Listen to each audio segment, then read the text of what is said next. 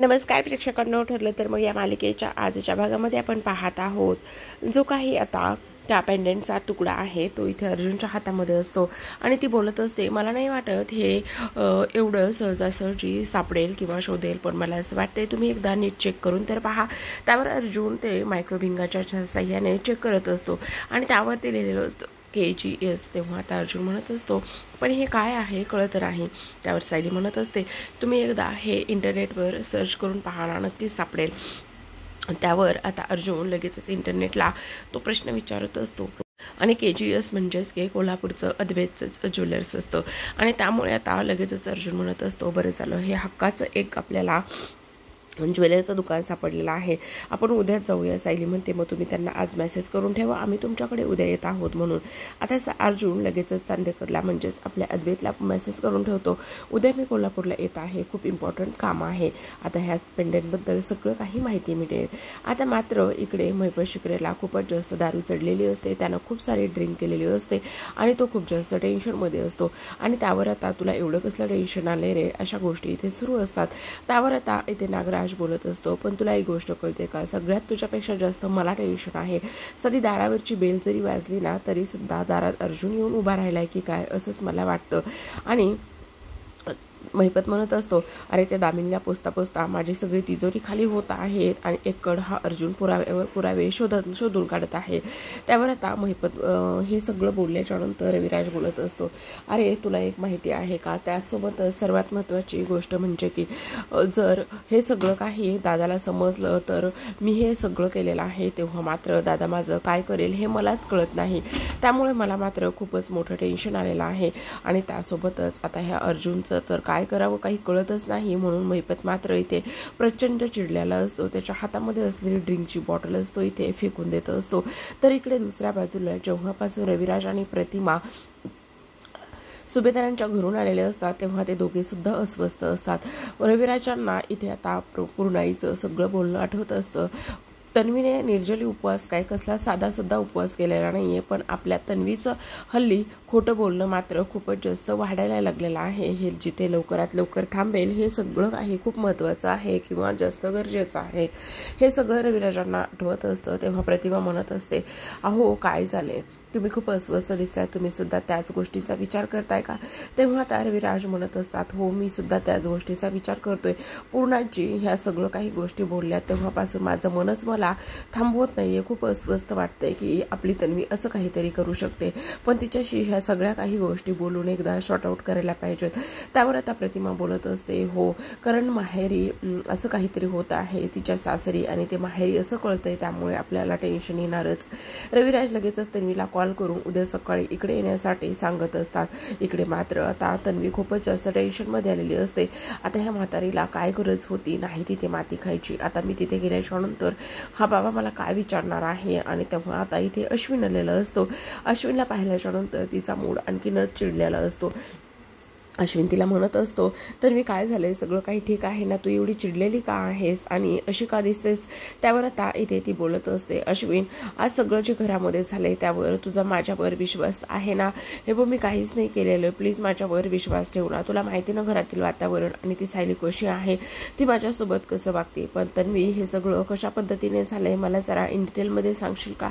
जाऊ दे ना अश्विन, सोड ना, नको ना तू एवढे त्या गोष्टीचा विचार करूस. हे बघ आपला आत्ता हा टाईम आहे ना, मग आपण त्या गोष्टीचा उगाचच का आणि कशामुळे विचार करायचा. आणि तसंही ह्या घरामध्ये ती सायली तिचं सगळं काही करत असते आणि त्यामुळेच मी खाल्लं होतं, पण आज नाही मी काल खाल्लं होतं आणि त्यामुळे मला नाही रे उपवास झेपत, मग मी नाही केला उपवास, पण पूर्णाजीमुळे मी खोटं बोलली. तेव्हा आता अश्विन म्हणत असतो, इट्स ओके, नको तू काळजी करू. आणि असं म्हणूनच आता प्रियाने पुन्हा एकदा अश्विनला स्वतःच्या बोलण्यामध्ये आणि बोलूनच घोळात घेतलेलं असतं. पण कुठेतरी आता अश्विनला हळूहळू तिचा हा जो काही स्वभाव आहे त्याचबरोबर तिचं जे काही वागणं आहे त्यामध्ये बरेच काही बदल सुद्धा होताना प्रेक्षकांना आपल्याला इथे पाहायला दिसत आहेत. तर आता इकडे दुसऱ्या बाजूला कल्पना तिच्या खोलीमध्ये असते आणि तिथेच प्रतापराव सुद्धा बसलेले असतात. ते म्हणत असतात, काय ग कल्पना, काय झाले? खूपच अस्वस्थ दिसते. पूर्णाईच्या बोलण्यामुळे तुझ्या कपाळावर आठ्या येत आहेत. तुम्हाला कसं कळलं? अगं कल्पना, एवढ्या वर्षाचा संसार आहे आपला, एवढं तर मी तुला ओळखतोच. आणि ज्या व्यक्तीचं नाव घेतल्यामुळे तुझ्या कपाळावरची अटी वाढते, तेव्हा ती दुसरी व्यक्ती कोणी नसून ती तन्वीच आहे. आता खूप बोलताय हा तुम्ही, असं काहीही बोलू नका. हां, बोलते ती थोडंफार खोटं. आणि कशामुळे बोलते? तर अर्जुनच्या बायकोवरती तिचा राग आहे ना, त्यामुळे ती खोटं बोलते. आणि फक्त अर्जुनच्या बायकोवर राग आहे म्हणजे तिच्या सासूसारखा ना, हे बघा असं काही नाही आहे. ती मुलगी कशी वागलेली आहे त्यामुळे ह्या सगळ्या गोष्टी होत आहेत. आणि हे काय ग? आणि ऐका, तन्वी खोटं बोलते खाण्यापिण्याच्या गोष्टीवरून, फक्त एवढंच आहे का? असं अजिबातच नाही.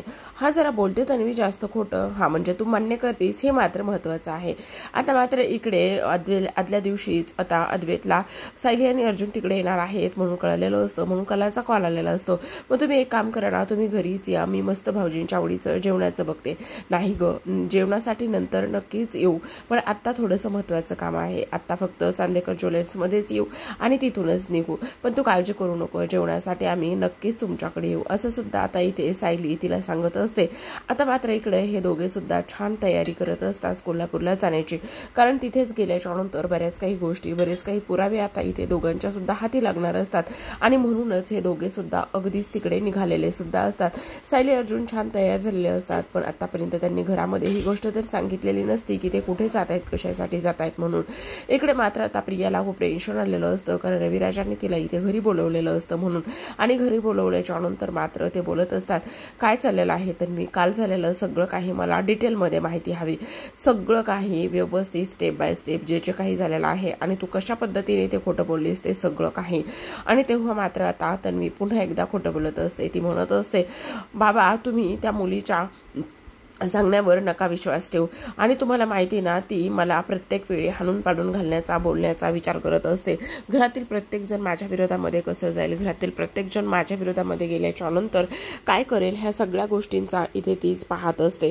त्यामुळे तुम्ही एवढा विश्वास तिच्या बोलण्यावर नका ना ठेवू बाबा, असं सगळं इथे ती बोलत असते.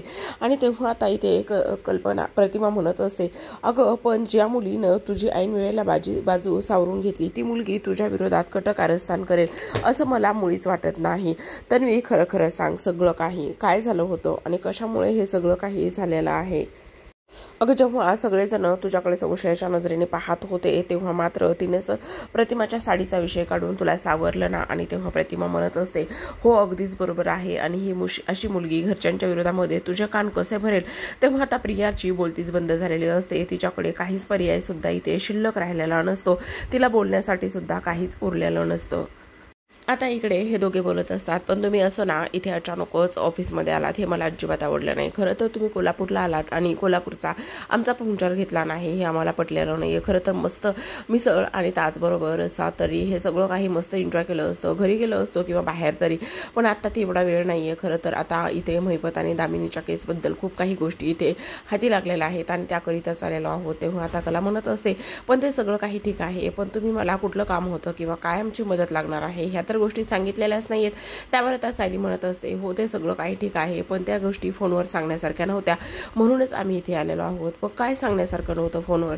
आमच्याकडे ना एक सोन्याचा तुकडा आहे आणि त्याबद्दल चौकशी करायची आहे, असं म्हणून अद्वैत तो सोन्याचा तुकडा हातामध्ये घेतो आणि तो सुद्धा तो तुकडा चेक करत असतो. अगदीच बारकाईने चेक केल्याच्या नंतर त्याला सुद्धा त्यांच्याच ज्वेलरचा होल मार्क दिसून येतो. आणि खरं तर हा आमच्या इथेच बनवलेला आहे आणि 1995 असं त्यावरती लिहिलेलं आहे, म्हणजे हा 95 सालचा तुकडा आहे. आता मात्र अर्जुन म्हणत असतो, म्हणजे सगळे काही रेकॉर्ड्स आम्हाला चेक करावे लागणार आहेत, तू काळजी करू नकोस, आमच्याकडून होता होईल तेवढी मदत आम्ही तुला करू, असं सुद्धा आता इथे अर्जुन बोलत असतो. आणि अर्जुनने ह्या सगळ्या काही गोष्टी इथे बोलल्याच्या नंतर मात्र चांदेकर आता जुन्या फाईल्स, जुने रेकॉर्ड्स काढत असतो आणि तो तुकडा किंवा ते पेंडेंट जे आहे ते कोणाच्या नावाने रजिस्टर आहे ह्या सगळ्या गोष्टी आता तो इथे अर्जुनला सांगत असतो. तो म्हणत असतो, हे जे पेंडेंट आहे ते पेंडेंट इथे कालिंदी महाडिक यांच्या नावाने रजिस्टर आहे आणि याच्यावरती 1995 8 ऑगस्ट 1995 अशी बर्थ डेट सुद्धा आहे. आणि तेव्हाच हे कालिंदी महाडिक या नावाने आता इथे हे रजिस्टर आहे आणि हा खूप जुना आणि ओल्ड पारंपरिक तुकडा आहे, पण हे कानातलं किंवा दुसरं काही नाहीये, तर हे एक पेंडंट आहे असं सुद्धा अद्वैत सांगत असतो. आणि त्यासोबतच इथे आता कोणाच्या नावाने रजिस्टर केलेलं आहे हे नाव सुद्धा आणि त्याची एक डुप्लिकेट प्रत सुद्धा अर्जुन घेऊन निघत असतो. आणि त्याचबरोबर त्या पेंडंटचं डिझाईन सुद्धा तिथे हे केलेलं असतं आणि ते पेंडंटचं डिझाईन, तो तुकडा, हे सगळं काही अर्जुनच्या हाती लागलेलं असतं. आता त्यामुळे हा एक ठोस पुरावा इथे त्याला मिळालेला असतो. पण आता कालिंदी महाडिक कोण आहे हे मात्र त्याला इथे शोधायचं असतं. आणि आता हे दोघे सुद्धा अगदी आश्चर्याने एकमेकांकडे पाहत असतात. घरी आल्यानंतर चैतन्यला ह्या सगळ्या गोष्टी सांगतात, ह्या पेंडंटबद्दल सांगतात. तेव्हा आता चैतन्य म्हणत असतो, अरे ही जी बर्थ डेट आहे ती इथे साक्षीची बर्थ डेट आहे. म्हणजेच आपल्याला एक गोष्ट लक्षात येते का, ह्या पेंडंटचा आणि साक्षी शिकरेचा नक्कीच जवळचा संबंध आहे. तेव्हा अर्जुन बोलत असतो, जर असं असेल तर आता महिपत शिकरेची जी काही किंवा साक्षीची केस आहे ती मात्र आता खूपच गुंतागुंतीची होणार आहे. म्हणजेच ह्या पेंडंटचा जर साक्षीशी संबंध असेल तर अनावधानाने हे पेंडंट आश्रमामध्ये ते पडलं होतं आणि जेव्हा तो खून झाला तेव्हा साक्षी शिकरेच तिथे हजर होती. हे सिद्ध करणं खूपच जास्त सोपं जाणार आहे. तर पाहत रहा. ठरलं तर मग भेटूयात पुढे.